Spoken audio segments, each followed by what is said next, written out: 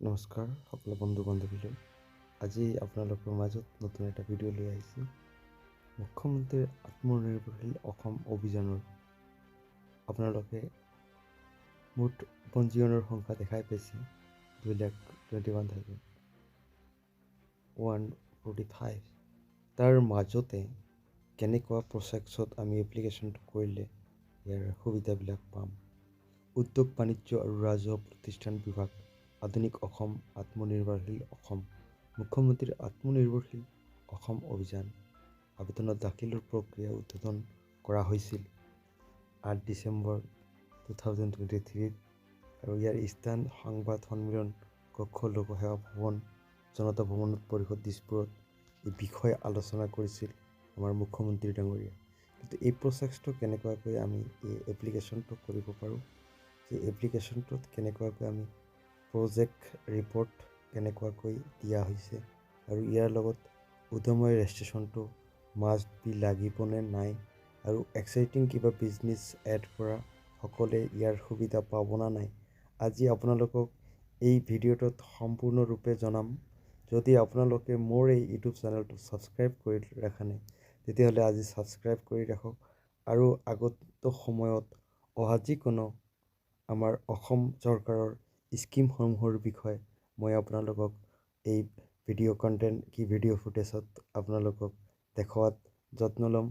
আহিছোঁ আমি ভিডিঅ'ৰ মাজলৈ।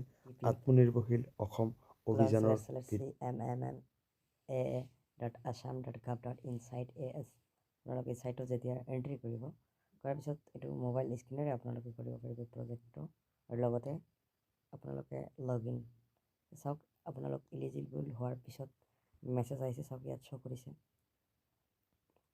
এডভাৰটাইজটো। এইটো কাটি দিয়াৰ পিছত চাওক ইয়াত লিখিছে মুখ্যমন্ত্ৰী আত্মনিৰ্ভৰশীল অসম অভিযানৰ বাবে আবেদনৰ জমা দিয়াৰ শেষ তাৰিখ 21/1/2024 তাৰিখলৈকে। চাওক ইয়াত প্ৰথম পৰ্যায়ত কি আলোচনা হৈছিল, দ্বিতীয় পৰ্যায়ত কি, তৃতীয়লৈ চতুৰ্থলৈ কি, ইয়াৰ পৰ্যায়ক্ৰমে আজি আপোনালোকৰ লগত আলোচনা কৰাইছোঁ। পিছত আপোনালোকে ভিডিঅ'টো স্কিপ নকৰাকৈ চাই থাকিব।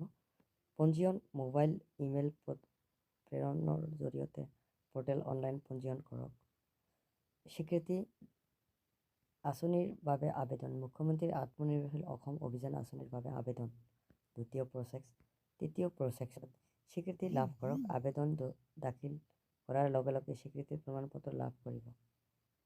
আঁচনিৰ সুবিধা। যোগ্য আবেদনকাৰীয়ে DBT মোডৰ জৰিয়তে পুঁজি বিতৰণ কৰিব। অসম চৰকাৰে DBT স্কিমৰ পৰাহে ইয়াত টকা দিব। প্ৰথমে কৈছোঁ চাওক, ইয়াত মুখ্য উদ্দেশ্যৰ পৰা আমি আলোচনা কৰি যাম। ইয়াৰ মুখ্য উদ্দেশ্য হৈছে সকলো শ্ৰেণীৰ শিক্ষিত যুৱক যুৱতী উপযুক্ত ব্যৱসায়ৰ জৰিয়তে নিয়োগ প্ৰদান কৰা। 1 নম্বৰ। 2 নম্বৰত অসম ৰাজ্যৰ উদ্যোগীমুখী প্ৰৱেশতন্ত্ৰ সৃষ্টি কৰা। তৃতীয়, নতুন বৰ্তমান উদ্যোগ স্থাপনৰ জৰিয়তে গ্ৰাম্য আৰু চহৰ অঞ্চলৰ নিয়োগৰ সুযোগৰ সৃষ্টি কৰা। উদ্যমী ব্যক্তি আৰু গোটসমূহৰ নতুন বৰ্তমান অৰ্থনৈতিক কাৰ্যকলাপ গ্ৰহণ কৰিবলৈ আৰ্থিক সাহায্য প্ৰদান কৰা। গ্ৰাম্য অৰ্থনীতিৰ ওপৰত ৰাজ্য চৰকাৰৰ বিশেষ মনোনিৱেশ শক্তিশালী কৰাৰ লক্ষ্যৰে এই উদ্দেশ্যৰে আজি এই অসমৰ আত্মনিৰ্ভৰ অসম অভিযানৰ এই স্কিমটো উপলব্ধ। চাওক স্কিমটোৰ যোগ্যতা। ইয়াৰ যোগ্যতা, প্ৰথমতে যোগ্যতা বুজি নাপালে আপোনালোকে ভিডিঅ'টো স্কিপ নকৰিব, চাই থাকিব। যোগ্যতা কি হ'ব লাগিব চাওক। আবেদনকাৰী অসমৰ স্থায়ী বাসিন্দা হ'ব লাগিব। স্থায়ী বাসিন্দা হ'ল পাৰ্মানেণ্ট ৰেচিডেণ্ট হ'ব লাগিব। 2023 চনৰ 1 এপ্ৰিল হিচাপত 28 বছৰৰ ওপৰ আৰু 40 বছৰৰ তলৰ হ'ব লাগিব। অনুসূচিত জাতি জনজাতিৰ OBC শ্ৰেণীৰ বাবে উচ্চ বয়সী সীমা 43 বছৰলৈ শিথিল কৰা হৈছে। আবেদনকাৰীৰ শিক্ষা অৰ্হতা। ন্যূনতম অৰ্হতা 10ম শ্ৰেণী উত্তীৰ্ণ হ'ব লাগিব। অনুসূচিত জাতি জনজাতি OBC অন্তৰ্গত প্ৰাৰ্থীৰ বাবে 10ম শ্ৰেণীলৈকে।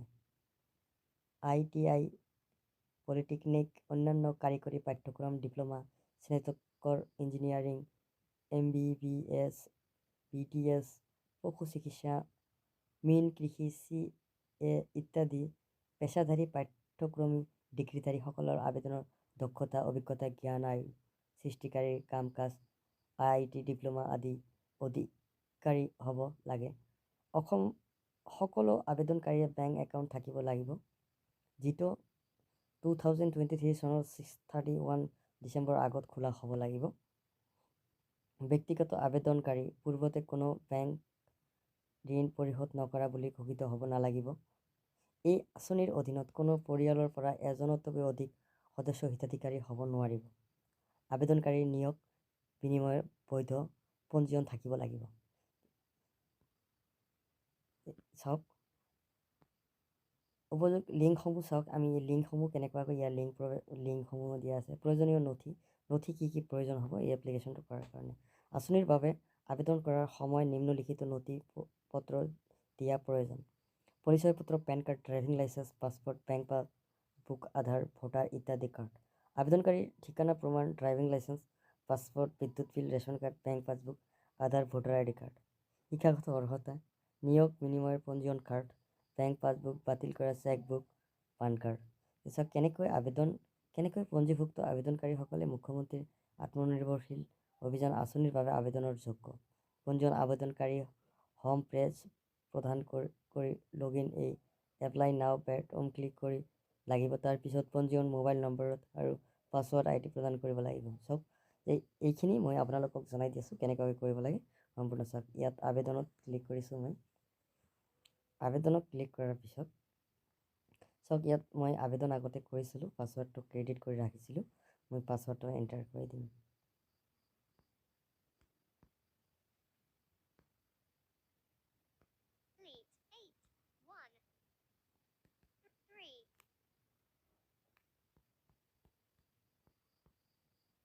আচ্ছা, ইয়াৰ মই পাছৱৰ্ডটো এণ্টাৰ কৰাই দিম।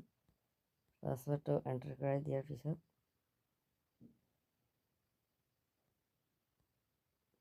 চাব, আপোনালোকে এয়া খোল খাই যাব।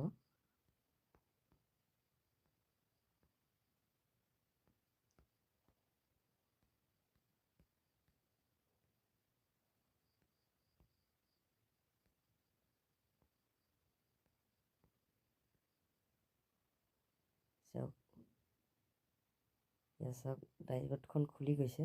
ইয়াত চাওক, মোৰ ইয়াৰ এপ্লিকেশ্যন নম্বৰটো ৰেজিষ্টাৰ নম্বৰ চিফ মিনিষ্টাৰ আত্মনিৰ্ভৰশীল অসম অভিযান। চাওক, ইয়াত এনক্লেমেণ্ট জেনেৰেট হৈছে। ইয়াত চাওক মেছেজ আহিছে, ইয়াৰ নেমটো শ্ব' কৰিছে। মই নেমটো হাইড কৰাই দিছোঁ। ইয়াত লিখা শ্ব' কৰিছে, চাওক, there has successfully enrolled and chief minister আত্মনিৰ্ভৰশীল অভিযান অন ৰাষ্ট্ৰীয় পাৰ্টিকুলাৰ এয়াৰ এলিজিবল